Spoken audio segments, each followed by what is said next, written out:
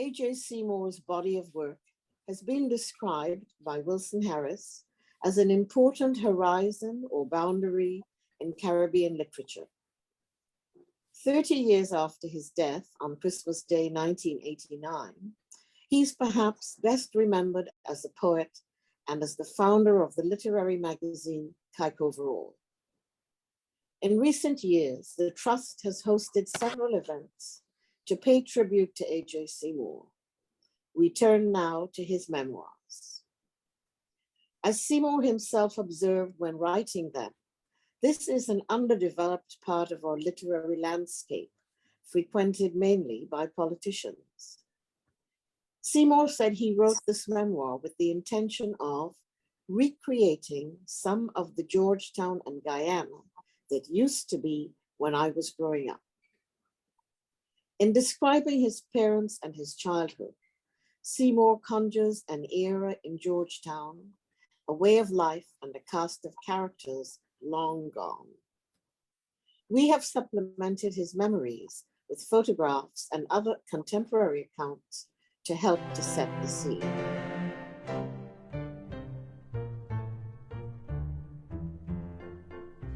Handbook of British Guyana, James Rodway, 1893. Georgetown, which covers an area of 1,200 acres, has been called the handsomest city in the West Indies. Looking from one of its towers, the traveler sees a collection of houses, churches, and public buildings embowered in foliage and surrounded with palms. The trees are so numerous that the city appears as if situated in a forest, nearly every building being isolated from its neighbor and having its own collection of shrubs, palms, and in some cases, gigantic forest trees. A garden is more often a shrubbery or little wood. Crotons, dracaenas, and other foliage plants grow into tall shrubs, while some of the flowering creepers scramble over the topmost trees. From the seawall, which is a massive construction of stone over a mile in length, to All Boys Town is a distance of almost 2 miles. I was born on the 12th of January, 1914, and my father named me Arthur James after Arthur James Balfour, a British statesman whom he admired. I was 14 pounds in weight when I was born. I know from what she later told me that my mother, whose first child I was, had wanted when she was a girl to have a dozen sons, but she had a disappointment in love when she was a young girl, and it was not until she was in her 30s that she married my father, and I was born after she had had a number of miscarriages and was creeping up in age to nearly 40 years old. Maybe it was one or all of these things: the deferred pleasure, the pent-up emotion, the late maturity of motherhood, the surprise of joy after years of spinsterhood, the knowledge that she could hardly hope to have many sons. But my mother loved me as if I were all of a dozen sons, and I received the focused influence of the affection due to them all.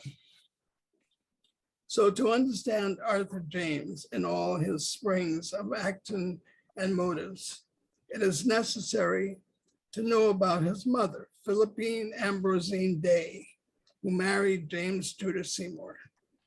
Philippine, as I still think of her, even though she shuffled off her mortal coil in the 1940s, was the 13th child of a 13th child, as she told me once. She was born in 1875, the same year, incidentally, as my father, and found herself in the household of one Robert Day, who had come to Guyana from his birthplace in St. Kitts. Robert Day had many children, but the remarkable point of his household was that it became the refuge and home of all the relatives and cousins not so fortunately placed. I imagine a house somewhere in Hatfield Street in the 1870s, full of grown-ups and little children, related to one another by blood in some tenuous fashion, revolving in a constellation around the generosity of Robert Day. Infant mortality was high in those days, so many of the little feet that pattered about Bob's house will have become still, a fact of life accepted by all in a stoical fatalism.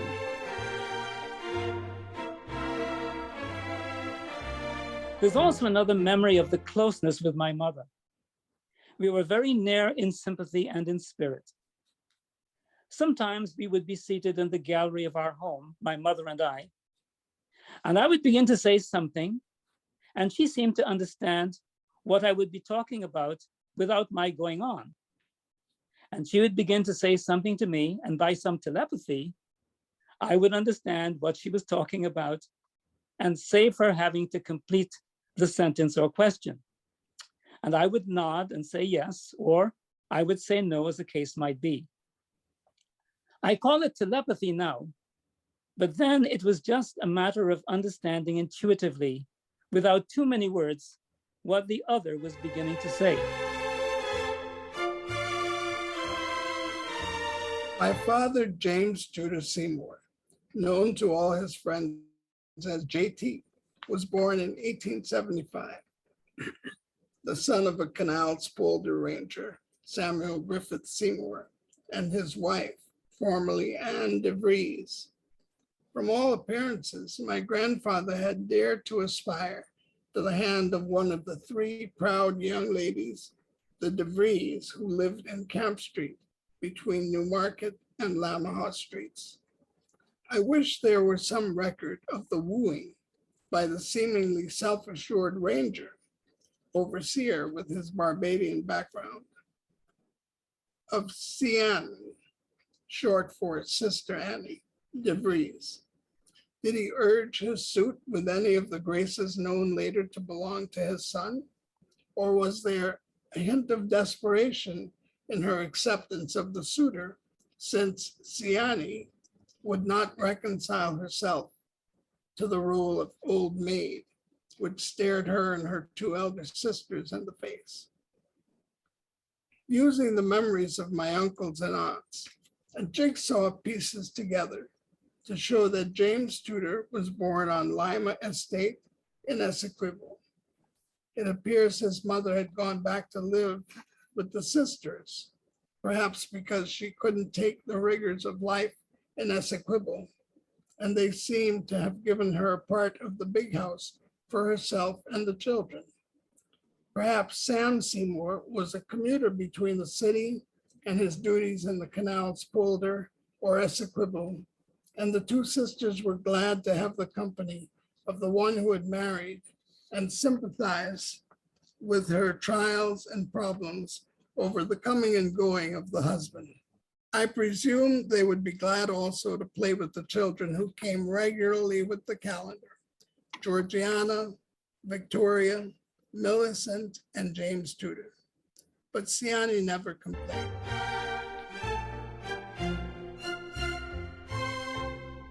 Running parallel with Main Street is Camp Street, a picture of which is here presented. It gives a fine view of the freshwater trench filled with the Victoria region. On each side, as in Main Street, are fine tropical residences. The large cabbage palms with a profusion of other tropical trees, making a scene which delights the eye of the observer. At the far end is the Roman Catholic Cathedral, the finest religious edifice to be found in the city. My father tells a story that when he was a boy in Camp Street at an Easter kite flying season, he had a kite with a bit of broken green bottle at the end of the tail. And he was with other boys raking their kites one against the other, trying to cut the opposing kite loose in the raking. And so JT and another boy are hard at it, anxiously pulling in the twine to control the movements of the kites the better, as they challenge one another with the lunge of the kite tail. The kites are almost overhead, and the boys are rushing here and there, seeking to get the advantage, when around the corner comes a spanking pair of horses, drawing a carriage, with the coachman whipping the near horse. His kite lunges away from its rivals. The bit of broken glass touches the horse on the ear. There's a burst of blood, and the broken glass has almost severed the ear from the animal, which leaps up in pain and throws the even gait of the carriage into confusion. Even my father is confused as to what happened after that. Horse flesh is valuable beyond the value of boys. My father remembers a whipping, a great scolding, an outlawing of the boys, and then the memory closes.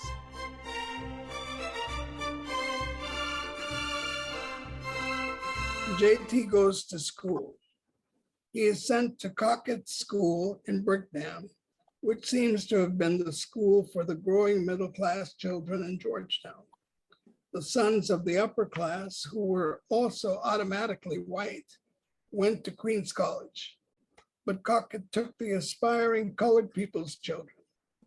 The old building in the 1880s and 90s stood in Brickdam opposite the present police headquarters and became known as the School for Young Gentlemen.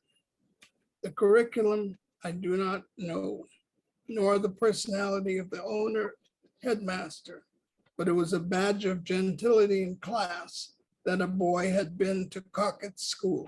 Brunswick House School catered for about 120 boys and girls, white and colored and Boviander, who paid the modest fee of $2 per month for basic subjects.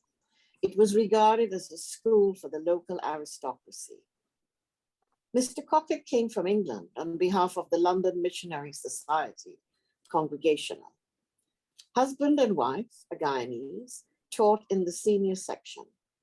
The head had a love for his pupils in his own way and was filled with the dual purpose of having them learn and developing in them a good character. To these ends, however, he spared not the rod. Benchings, a dark room, and numerous lines as impositions were the order of the day. It was through the dancing lessons of the school that courtesy was chiefly instilled. The boys were taught good manners in approaching and requesting the lady for a dance, and in taking her back to her seat. All the dances of the day were correctly performed under the strict eye of the head, whose wife was usually the pianist.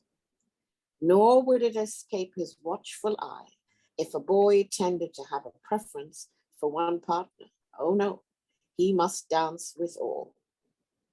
In about 1905, the headmaster proprietor sold out and returned to England. During World War I, it was learned that he was living in straitened circumstances, and his old students rendered some relief.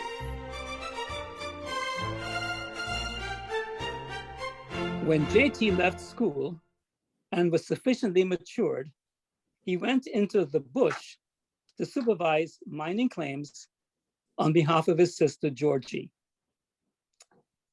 My father used the long, tedious hours as a means of getting an education. He read, among other things, Gibbon's Decline and Fall, the works of Tennyson and Thomas Henry Huxley, and he committed to memory long passages from Longfellow and Walter Scott.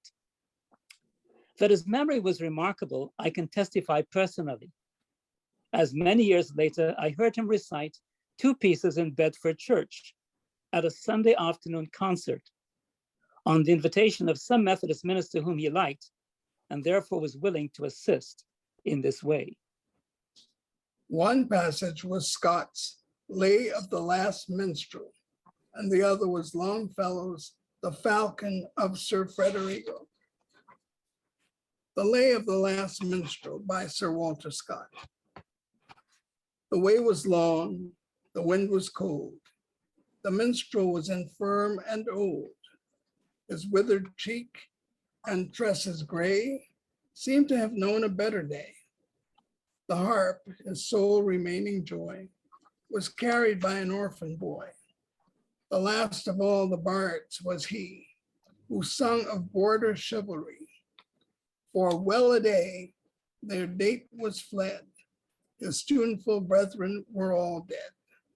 And he, neglected and oppressed, wished to be with them and at rest.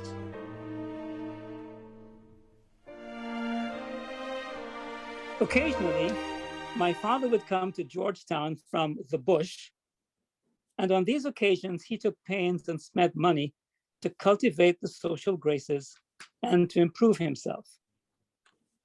On one visit, he sought out the best billiards player in Georgetown. He said to him, "I understand you are the best player in the city. I will pay you $100 if you teach me how to play the game so that I may become an expert at it." The man took him at his word and took his money, and JT became one of the most skillful players of his generation. Another person he sought out was a dancing master. "I will pay you $100, he said to him, "if you will teach me to dance well the Imperials, the Caledonians, the Lancers, and the waltzes quadrilles, and which are the main dances of the day." Again, JT became very proficient and indeed was sought as a master of ceremonies at important dances. I have heard him say also that he paid to be taught how to play a skillful game of draughts. And at one time, the only man in Georgetown whom he couldn't defeat ever was John Byer of Charlotte Street. With these skills and social graces, and with the money in his pocket, for he was paid $100 per month by his sister for being manager for mining claims, it is no wonder that JT became known as a man about town and a favorite of the ladies. He learned also to speak well, and in his day was, I believe, a member of the Church Men's Union and of the Young Men's Guild, two of the foremost debating societies of his day.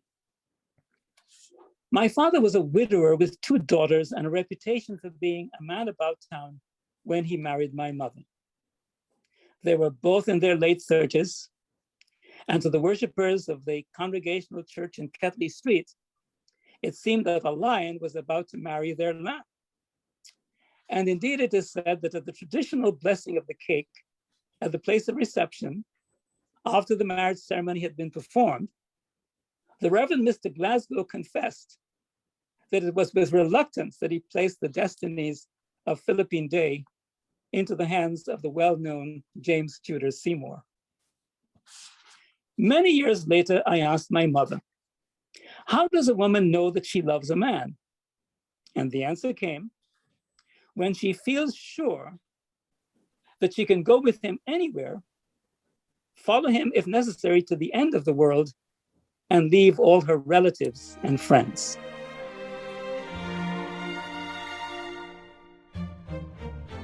Among my early formative childhood influences is that of my nurse, Marion Rankin, lovingly known as Nana. Nana was a fact of early life, like my mother and my father. She apparently had been a living-in nurse with the first Mrs. J.T. Seymour, looking after my father's daughters after he became a widower. She became part of the establishment which Philippine inherited as the second Mrs. Seymour. She told me my first Anansi tales, especially the one about Burr Tiger and Burr Nancy, in which Burr Nancy parades past the home of a mutually admired young lady on the back of Burr Tiger as if he is riding him. I could hear this story over and over again, and she told it with variations that fed my questions.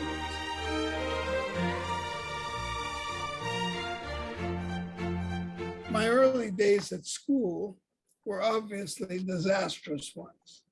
I went to St. Philip's School in Smythe Street, which had Samuel Augustus Campbell as its headmaster.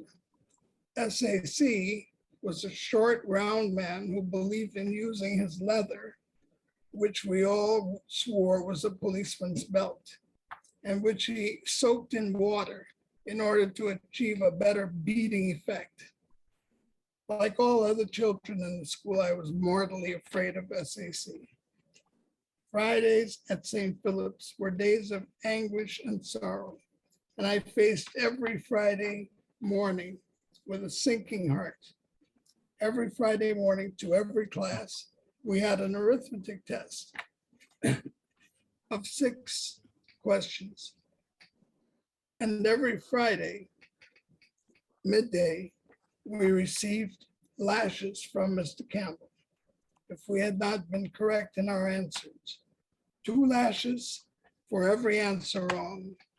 I was stupid and could never get the sums right. So Friday after Friday, I held out my one hand after the other to receive waxing after waxing as the thumbs and fingers grew black and blue under the leather. Gradually, my friends in class began to try to shield me from the consequences of my ignorance and stupidity. 2 in particular, one boy and one girl, Garfield Shuffler and Lottie Chan, would hold their slates in such a way that I could read the answers they were writing. Looking back, I can see that in the early days before I became 11, I was reading everything I could put my hands upon. The main staple was a series of books of knowledge, a fascinating amalgamation of poetry and prose, geography, science, and history, and anything else one can name. I suppose I was creating a world of romance and fact within my memory and imagination. My world of imagination was peopled with beings of honor and rank and beauty, bearing everything before them. The cloudy world of dream and fantasy was my real life. And I walked on the clouds during my hours of reading, only coming into the world of actual things to be helpless within it whenever I closed my book. The type of reading I followed in the books of knowledge in these years between 7 and 11 probably had 2 main effects on me. I was open to a diet of romantic ideas and hard fact suitable to the growth of a young child's mind. And my interest was maintained by the fairly short extracts of the mixtures found side by side, so that without knowing it, I picked up a respectable store of general knowledge in the fields of literature, geography, history, and general science, even though my ignorance at class prevented me from learning much by the formalized methods of instruction. At the same time, what Havelock Ellis refers to as the process of filling in the landscape of one's mind was taking place.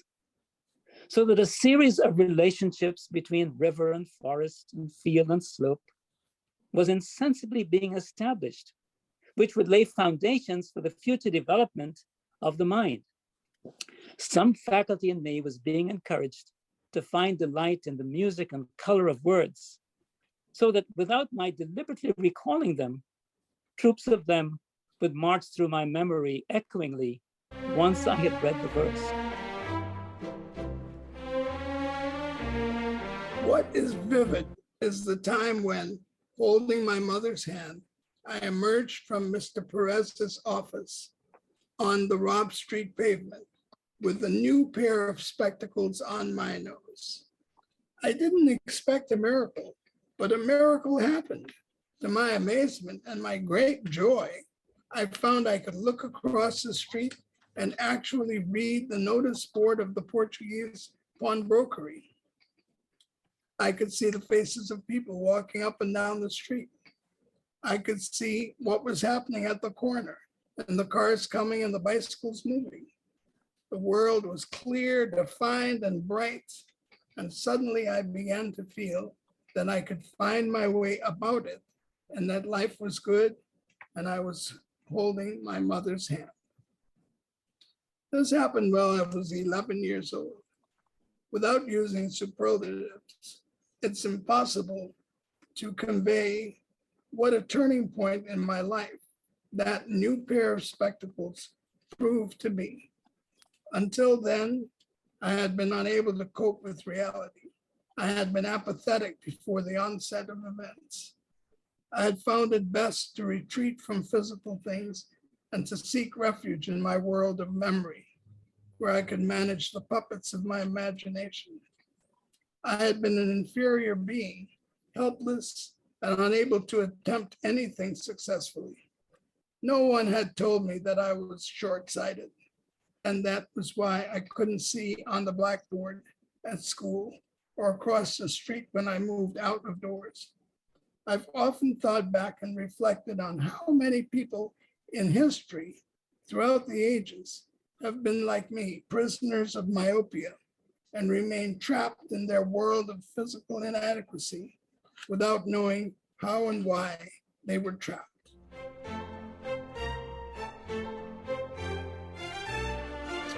The Guyana in which I grew up followed the classical model of the colonial elite educational system. At the long base of the low pyramid was the compulsory primary school population of many thousands, from which only a few hundred pupils emerged through the scholarship system into secondary school classes, and a handful proceeded to higher education centers abroad as a dwarf's cap upon the pyramid. I was to be one of the fortunate few to escape into the secondary school system through the scholarship award, but all this was ahead of me. Years later, I learned at Queen's College of another world of schools and scholarship classes where primary school masters in city and rural areas assembled the bright boys and girls late into the night to teach English essay, English grammar, arithmetic, history, geography, nature study, and hygiene, so that they might win the extremely limited number of primary scholarships offered every year. 5 for Demerara, 3 for Essequibo, and 3 for Berbice. The children studied hard and were bitterly flogged to win those places. My encounters with schools began with Blackman's School in Regent Street, passed me to St. Philip's, and somehow brought me to the collegiate high school run by Mr. E.B. Hazelwood, popularly known as Skipper, located at the corner of Kemp and Bent Streets. Looking back, I find that my college days are a discontinuous series of scattershot memories. I learned a great number of facts about the British Isles from geography and history books. I learned the names of the capes and products of England. And one gem of memory I would cherish, the fact that the Witten, the Wetland, the Nen, and the Great Ouse flow into the Wash. At the age of 12, AJ was withdrawn from collegiate high school because of a particularly vicious caning in the posterior and sent to a new one just opened by Mr. N.E. Cameron, a former Guyana scholar who got his MA at Cambridge and came back to set up school. I was one of the first 10 pupils to be admitted, and somehow surprised to understand that I would be in a special class to try for one of the scholarships awarded on the results of the preliminary examination. I felt like a racehorse being prepared for competition during these weeks and months. The examination came, but not relief from special classes. I seemed to have got promotion from the prelim class to the junior Cambridge class with a number of other boys. We also played football and rode cycle races along the eastern side of Waterloo Street, starting at Murray and using the school's entrance gate as the finishing line. And then came the news of the results of the preliminary exam we had taken in December. And the beaming Mr. Cameron announced to the school, it must have been in April or May, that Seymour, quote, had topped the quality, end quote, in the examination, beating the boys at Queens College and St. Stanislaus and the girls at Bishop, and so had been awarded the government junior scholarship. I couldn't believe it. There must be some mistake or some magic about it. But even when I awoke the next morning, it was still true. It meant that I would have to leave Cammie's school and go on a scholarship to Queens College in September. I remember that I took the news to my father, who I believe was then acting editor at the time of the New Daily Chronicle, since A.R.F. Weber was abroad, and how pleased he was, and also my mother when I took the news home.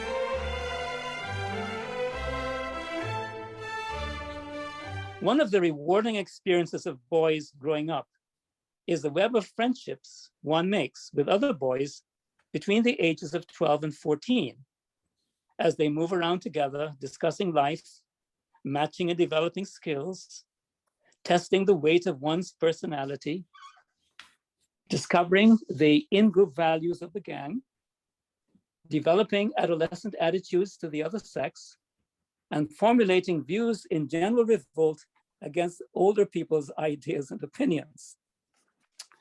As I grew up, I found two other boys, Percy McQuat and Sidney Ho Hing, whose company I sought whenever the occasion allowed, and with whom I made a trio. We would walk to one another's homes early on a morning, especially on a Saturday or holiday, pick up one another, and then aimlessly go wandering around, talking and passing comments, looking at girls, joining crowds in Camp Street on Saturday nights, and on the seawall on Sunday afternoons, and incidentally, learning more about ourselves and our city. Percy was the oldest and most experienced of the three of us. He could boast of experiences with girls, and he could be relied upon to be the leader of the schemes we would concoct. Sidney was the shyest of the three, but sometimes compensated for it by being most violent in his opinions and expressed desires. Over and over again, Sidney would make us go out of our way to pass by a certain girl's home in the possibility that he could see her and experience his particular hopeless sense of longing, since she was outside our class. I was a pedestrian member of the gang and would go along with any suggestion Percy made. Looking back, I can see that we were most conservative and pedestrian in our ideas. We learned to swim by going on the seawall early mornings or during the daytime when it was possible. I had to hide this fact from my mother, who was mortally afraid of water and my possible death by drowning. And on the two occasions when I nearly lost my life in this fashion, I was too terrified myself by the near misses to tell her what had happened. I remember lying on my back after making my way back to shore on the second occasion, feeling the burning sensation gradually pass away from my lungs and feeling the darkness slowly evaporate from my sight, saying to myself, it would never do to let Philippe know how close to drowning I had been and how the strong current had nearly swept me out to sea.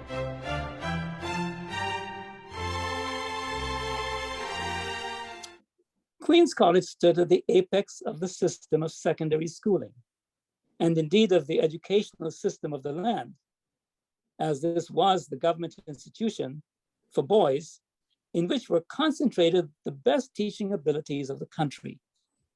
So my scholarship meant that I got the best elite education possible in Guyana at that time. E.O. Pilgrim, bogus, was acting principal when I went there, but I can remember a complete range of the names of masters in my time. Captain Daniel, Savage, Mulch, Beavis, Walton, Jones, Brownrake, Tate, Hamilton, Pollard, and others. But rising out of the ruck where my schoolboy memories are concerned, I can see the value of J.C. Lat Potter as a master. We called him Julius Caesar Latiberius Potter. Guava was bear-like, a massive, somewhat shapeless figure of a man with a deep resonance voice, rather booming, and a quick mind, richly stored. At school, we knew that he had paid an important visit to Paris some years before and met a Mademoiselle X. We knew that if we asked a question on some interesting topic, Guava would desert the lesson and give us an impromptu lecture on that topic. We knew that when we asked him to read poetry or a passage from Shakespeare, he would take up the book and in his great booming voice, recite the text, and we would join him in a rising, roaring cadence that would fill and echo through the room and even through the school until he would smile that golden smile and hold up his hands and say, all right, enough. The real quality of J.C. Lati Potter was probably lost upon his pupils, but I can add other memories, those of a young man growing up struggling to understand by private study the theories of the great economists, meeting J.C. Lat in a bookstore one day, being invited to come and chat with him on evenings, taking to him in conversation my half-baked comprehension of Adam Smith, seeing him round them out to full scale, and then having him pass critical and generous judgments upon my theories.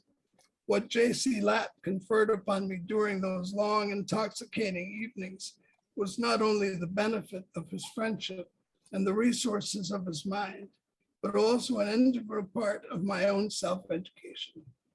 He was generous with his time and the loan of his books. I learned that he was the first Guyanese to pass the external BA examination.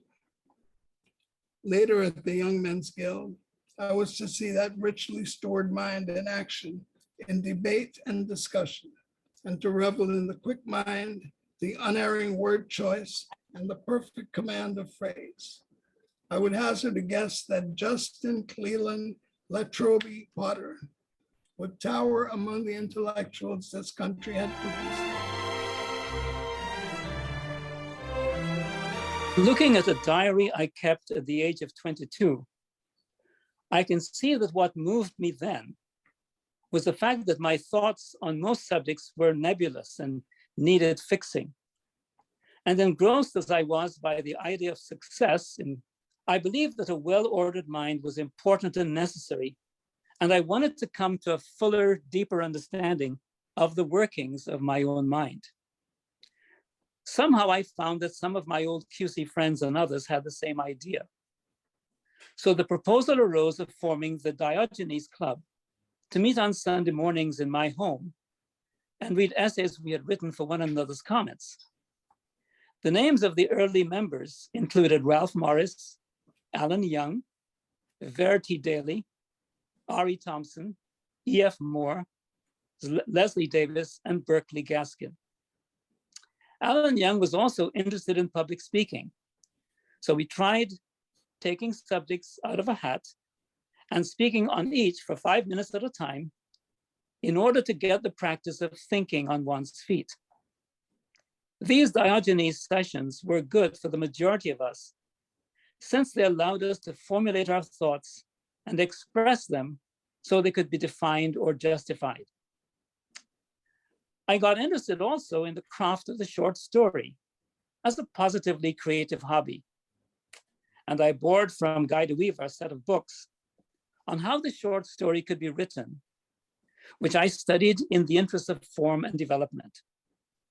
For many years, I tried at writing stories, but although I learned sufficient craftsmanship to win 1 or 2 local competitions, I realized from measuring my efforts against the models of Guy de Maupassant and O. Henry and others that I wasn't making the breakthrough I felt was necessary, so I gave it up. Together with these developments came other realizations. I began to understand some of the obstacles of being a colored colonial in the Caribbean. That although I wanted to be, in quotation marks, great, in some impossible Napoleonic way, my color was against my ever hoping to realize ambitions. And so gradually, my sense of realism developed.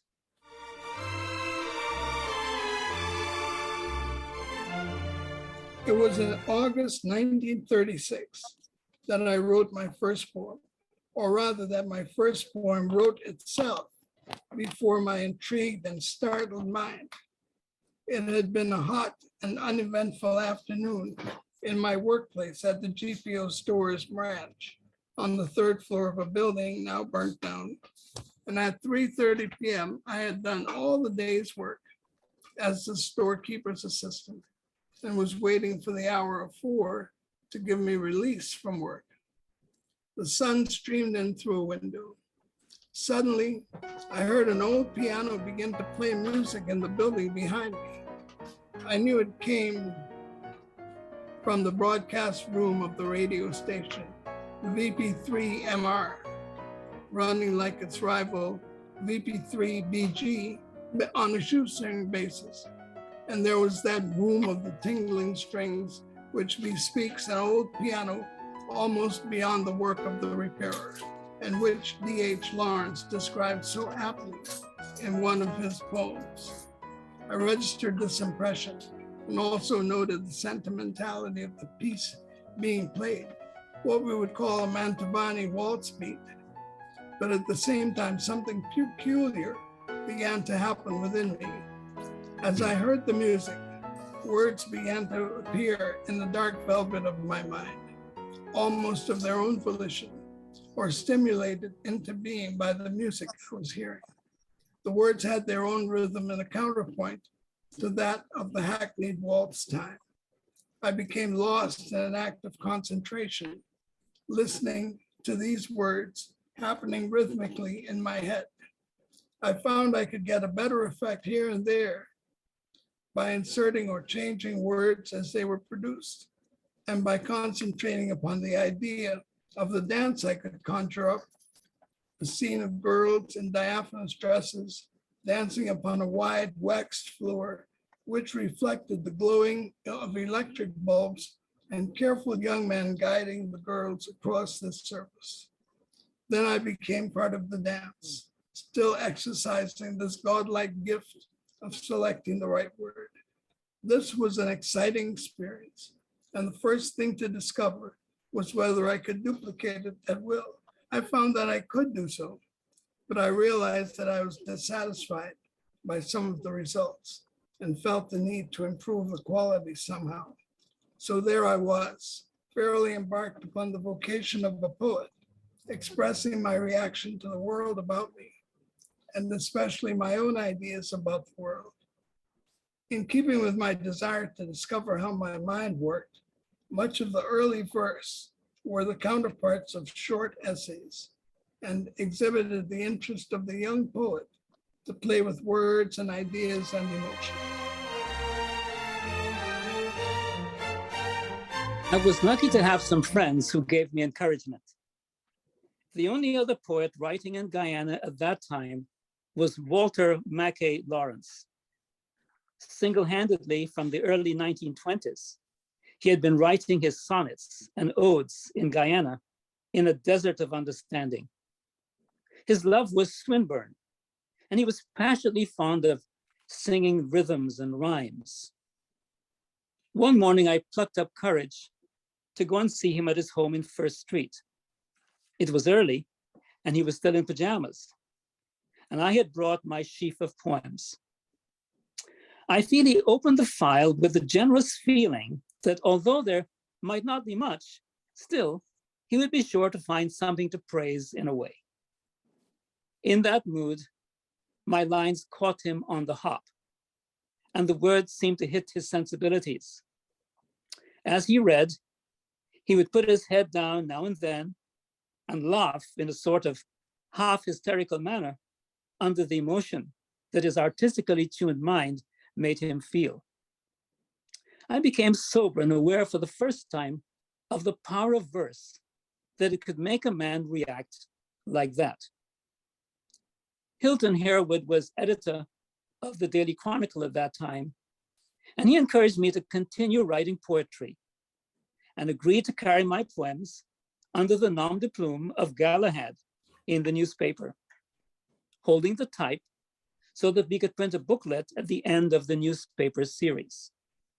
My first book of poems, Verse, appeared in March 1937. Hilton Harewood suggested and drew the design of the cover. I had asked Mr. Sidney Van Sertima, the brilliant and sensitive Guyanese lawyer who was interested in poetry and the arts, to write a foreword, and he had agreed. I carried the poems and proof to him at his home in Church Street one Sunday afternoon. He mentioned that while he was a German prisoner of war in the 1914-1918 combat, he had read the poems of Rupert Brooke, and they had kept his spirit alive. So on every Remembrance Day, he used to lay a wreath in memory of Rupert Brooke at the War Memorial. But Van Sertima fell ill soon after that, and I wrote the preface myself and dedicated the book to my father. After that first tentative collection, I look back upon the successive books of poems, and I can see clearly the development of confidence and the sharpening of thought and the new creation of imagination consonant with my marriage, my maturity and responsibilities, and my self-education.